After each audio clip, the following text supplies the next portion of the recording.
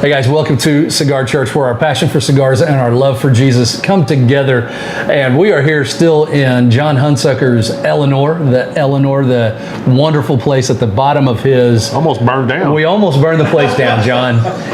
We'll probably never be welcome back here. So this might be our last time filming at the Eleanor. We just set the smoke alarm off. We've been, you know this, we've talked about this. We film multiple episodes at a time. We're on our 4th episode filming in this location. There's a lot of smoke in the room. We kind of didn't realize it because of it just was gradually getting there, but the smoke detector right above us didn't like that very much. And so we set the fire alarm off. Fire trucks were coming up the street, the whole works, but we're good now. If right in the middle of the episode we have a couple firemen walk in, we're going to share some cigars with them, share some Jesus with them, and have a good time. Hey, this is a great episode though. We are excited. This is our Valentine's Day episode, so happy Valentine's Day. We hope you're sharing it with somebody you love, or at least with somebody. I mean, it's a good day to be in love, and we are going to talk about some cigars that we absolutely love. This is our Opus X Valentine's Day. Maybe next year they can sponsor it for us. Hey. But this year it's Opus X Valentine's Day. We're all smoking different Opus X's, so let's Opus X's, Opus X, Opus XXX. I don't know. What are we talking about here? Dan, what do you got over there, brother? So I have a cigar that was given to all three of us, which is the Opus X 20th anniversary. It's a rare cigar. And not a cheap cigar. And yeah. Not a cheap cigar. Yeah. So he did not want to be recognized. So very many thanks to the gentleman that. Yeah, you know who you are. Thank you very much. And it is the first draw. The first draw of an Opus X is so good. Amazing. So good. Yeah. And if we haven't already, we're going to put our bios on our website pretty soon and put our favorite cigars on there. Opus X is on top of my list. It's number one. And it's we agreed we have to pick one, and I'm like, okay, I'll pick the Lost City. It's a good cigar, but it's Opus X. Yeah. I have never had a bad one. So very good, very good. And that 20 years beautiful. I mean, and that Vitola. That's why I was going to go. What's that Vitola? Do you remember? We were talking about that before we aired, and then the fire alarm went off. So maybe you don't remember. I don't remember. It's God's Whisper. Mm-hmm. Is the name of that Vitola. It's really cool and great cigar. You know who you are. Thank you for sharing those with us. We're not all smoking them today because we want to show a variety of the Opus X cigars. And so, Steve, which one do you got there, brother? It's got the Opus X, of course. Fuente. Yeah, wonderful cigar. They're all great. Well, and that's kind of the main line of Opus X, if you can say there's a main line. And I mean, if that's the standard, like everything goes up from there, that's a killer cigar. Wonderful cigar. More of the intro level to the Opus X. Yeah, that's like saying I got the base model Ferrari. You know, I've got the Forbidden X, Passion de Amor, and the Forbidden 13. Wonderful cigar. This was also a gift from a friend that's not going to get mentioned. It's definitely outside of my normal price point for a cigar, but wonderful cigar. And just here's the deal: we love Opus X. Yes. And if you're a cigar smoker, love Fuente. I mean, we love Fuente. You know my passion for Fuente, all things Fuente, especially Don Carlos. But this is something, as we're talking about love today, as it's Valentine's Day. I mean, get the beard out of the way a little bit. Get the beard out of the way. What are we talking about? Oh, love. Got the puppy love going there with the yep. What cigars do you love? What, man? If we throw that word around a lot, but what cigars do you love? And comment in the comment section below. Let us know what you're into and what your favorite cigar is. Let's talk about that word love as we're smoking these fine cigars. What does it mean to love something? We use that word a lot. I will say in the same way, I love this cigar, and then I'll say I love my wife Jennifer. But I don't love this cigar in the same way that I love Jennifer. What's the difference, guys? Wow, silence on that. Well, I'm trying to figure out how to articulate that. I saw his brain going. Put us on the spot. It's like deer in headlights. Wait a second. Do I love cigars more than I love my wife? Which direction do I want to go? Yeah. What's the differences in the types of love that we have? I mean, I love you guys. Right. But I'm not going to stand up in front of a crowd and vow to you my love, right? You wouldn't? I would, no, sir, I would not. You do it in front of camera? No, not in the same way that 25 years ago I stood in front of an audience and told my wife I loved her. So what are the different types of loves that we have?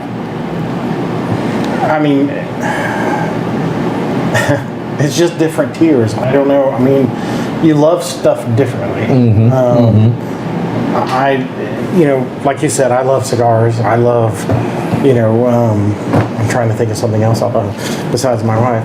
I love my kids, but even the love I have for my children and extended family is different than the love I have for my wife. Yeah. And it's because it's a different expression of that. I mean, it comes, I think, from the same core of ourselves saying, this brings me joy. This brings me great joy. Yeah. And I think there's just different levels of that. And then with marriage, for example, be careful where you're going with that. She brings you joy. But with marriage, that also comes with commitment. And, to say, we're not always going to agree. We're not always going to have, the lovey-dovey feeling at all times. But I'm committed to that. Yeah. I'm committed to that relationship. Let's be real.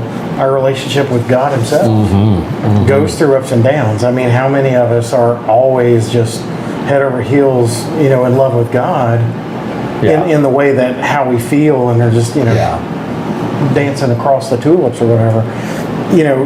There's a difference in how you love, and sometimes love is a verb, sometimes it's a feeling. And so I think that there is a difference. Like you said, I love Opus X. I love this cigar, but I'm not going to die for the cigar. I would die for my wife. I'm not going to die for a cigar. Right. It's different. Right. Man, I can't believe you quoted DC Talk. Love is a verb, man. Taking it back to the 80s on us right there, right? No, and that's a great point, though, Steve, is the measure of Time out. Think about it. What's his name? Dan? Did I say Steve? Steve. I said Steve. Leave that in. I do that enough. Come on, man. You guys are twins. No, Dan. My bad, Dan. I didn't mean to offend you, Steve. Start calling him Nicky. Hey, listen, I love you, man. I love you. That's a great point, Dan. Is that it's the measure of love can be measured in what we're willing to give up for that. The item of the object of our affection, right? We choose to say, what, we love this cigar, and we're willing to give up money.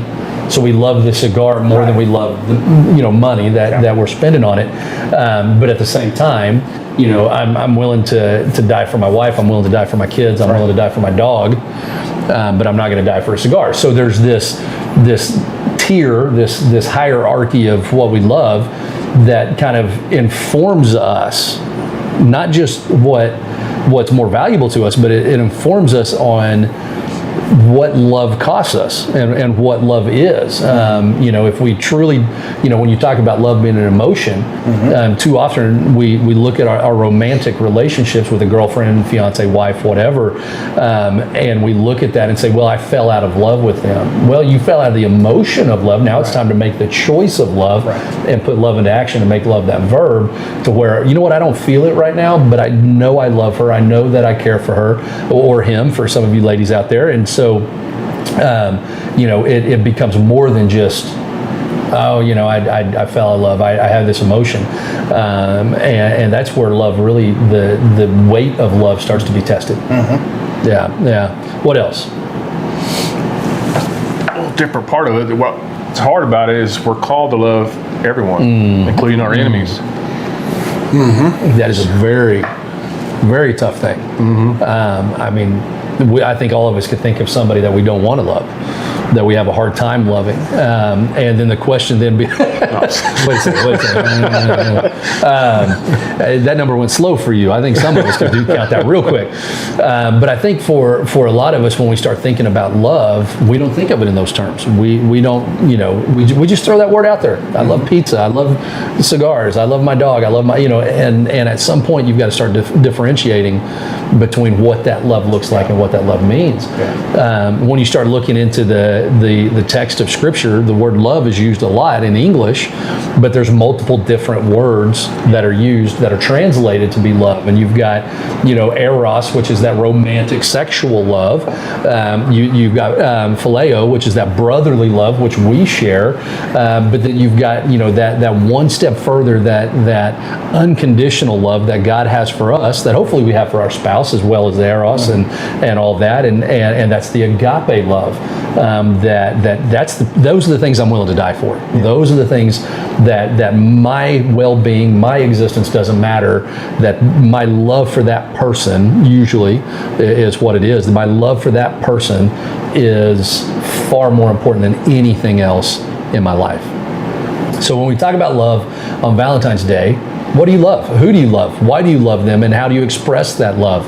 I want to jump right into our text today, because this text that we're looking at is the chapter of love in 1 Corinthians chapter 13. But here's what's really important about it. It is misused quite often. As a preacher, I've used this in countless weddings, and it's rightfully used there, but it's also misused in the sense that we think it only belongs there.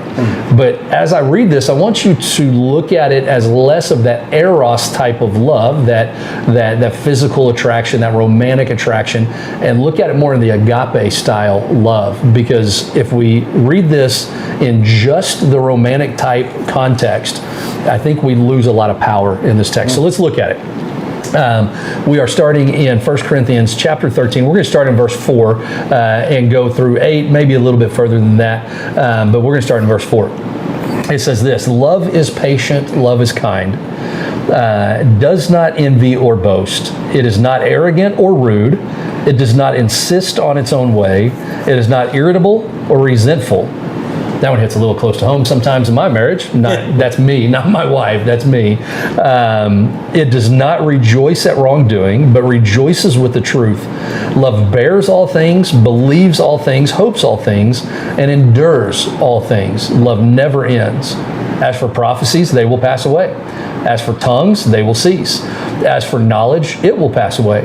For we know in part and we prophesy in part, but when the perfect comes, the partial will pass away. When I was a child, I spoke like a child. I thought like a child. I reasoned like a child. But I became a man. I gave up childish ways. For now we see in a mirror only dimly, but then face to face. Now I know in part, then I will know fully, even as I have been fully known.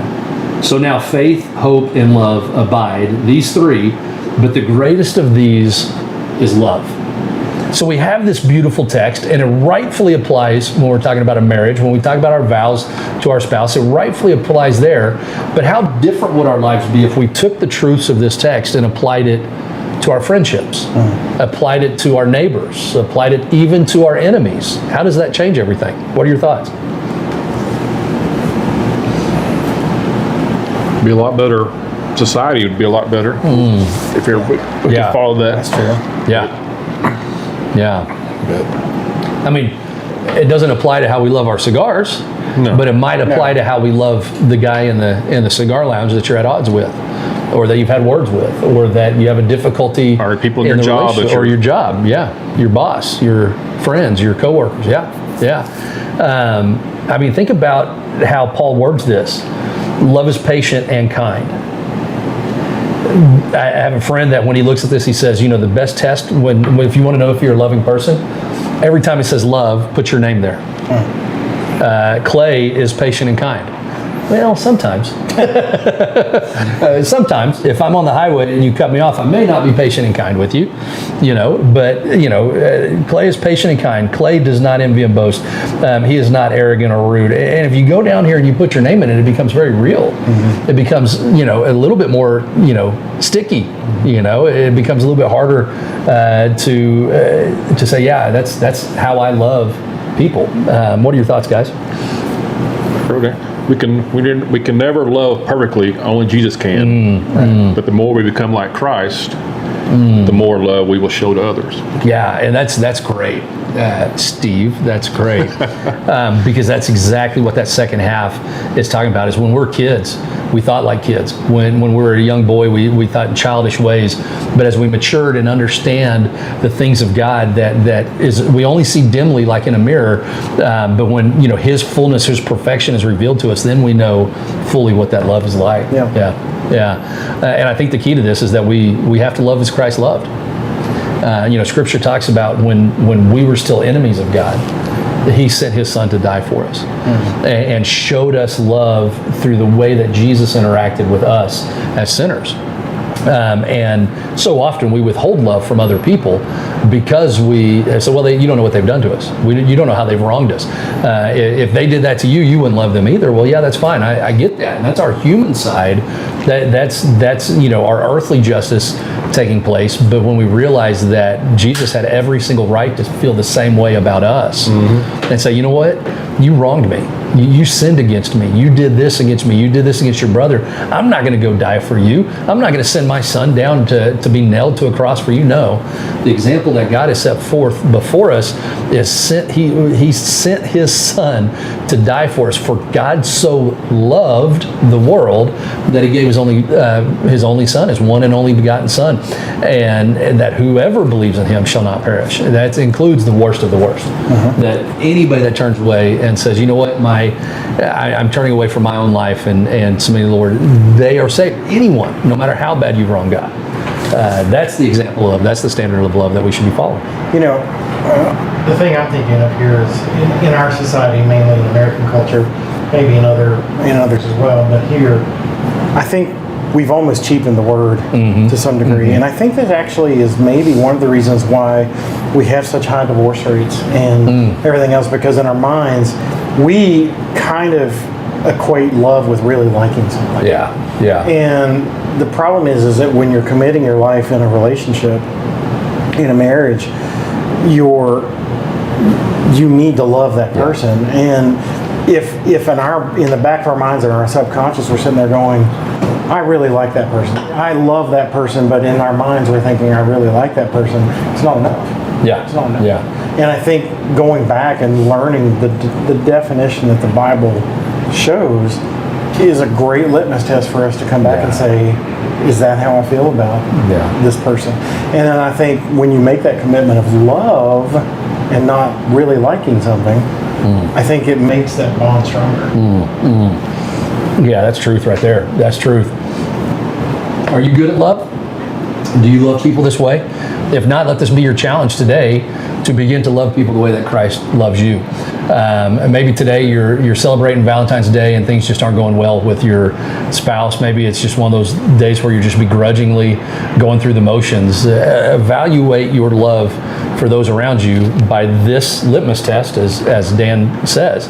And that's a great measure. Now, here's my challenge for you. If you look at this and go, oh man, I don't love my wife like that, I need to get out of it. No, what you need to do is begin to love your wife, begin to love your husband, begin to love your kids, your parents, your coworkers in this way. It's not a challenge to say, okay, well, I don't live up to that, so I need to get out of this relationship. No, not at all. It's a challenge that says, I don't love this way and I need to be better. I need to, as a man, I'm not a child anymore. As a man, I need to be manly in this, and I need to be willing to say I was wrong and willing to say that I made mistakes. And from this point forward, I'm going to love this way. And that's why the greatest of these is love. We talk about like Christmas a lot of times, the holidays, people get depressed. There's probably some depression on Valentine's Day. People that don't feel loved. Yeah, absolutely. But you are loved. Jesus loves you. And that's important to know. I had a good friend years ago, and I'm not going to call him out on this. I don't want to embarrass him in front of everybody. He got a divorce from his wife. It was a really toxic situation, really bad. She was unfaithful, and he came to live with us for a few months because they gave up the house and all this. And during that time that he was living with us came Valentine's Day. And I could tell that week he was struggling. And I pulled my wife aside and said, hey, we've been together a long time.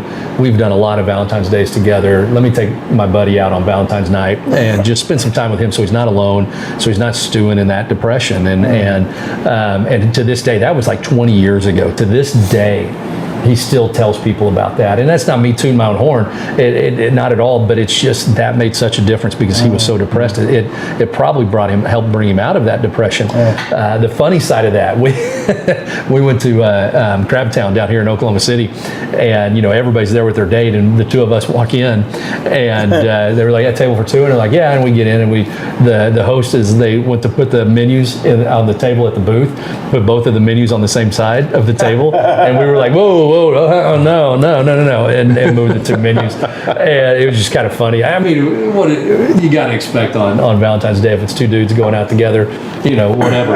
But yeah, be mindful of those around you. That today's not just about that romantic love that you share with your significant other, but it's also about loving those around you and seeing their need and paying attention when they're hurting. And so yeah, great add on there. I appreciate that, Steve.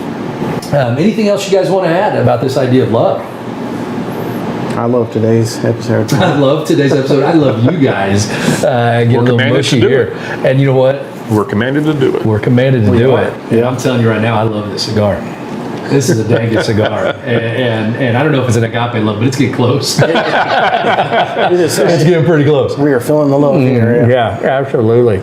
So good job, Fuente. Yeah, and our fellow friend that shared the 20th with us, we love you too, man.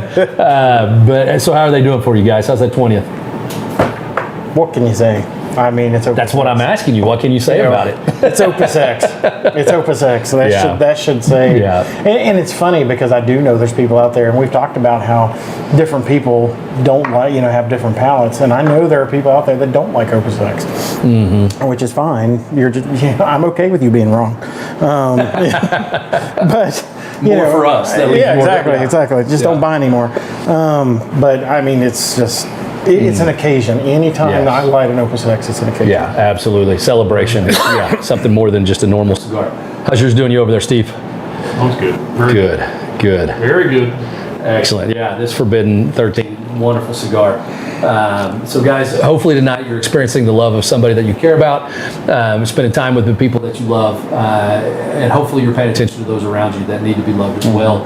And our prayer for you is that you love the way that Jesus loved you, and the way that he showed you his love, that you show that same love to others around you. Great episode, guys. What do we got for them? If you watch our videos, click the subscribe button, tickle the bell icon to be notified when new videos drop. Like, share, let people know about us. It all helps the channel. If you love us, you will share it. If you got your prayer requests, you can email us at contactcigarchurch@gmail.com, stevecigarchurch@gmail.com, or put it in the comments. Yeah. And if this episode brings any depression to you, just put it in the comments. We'll love on you. Yeah, we'll show you some love. We love doing that. Absolutely. Guys, like I say every week, we love you guys. Thank you for being a part of our show. Thank you for watching. And as always, smoke a fine cigar to the glory of God. We'll see you next week. Don't touch that dial now. We're just getting started.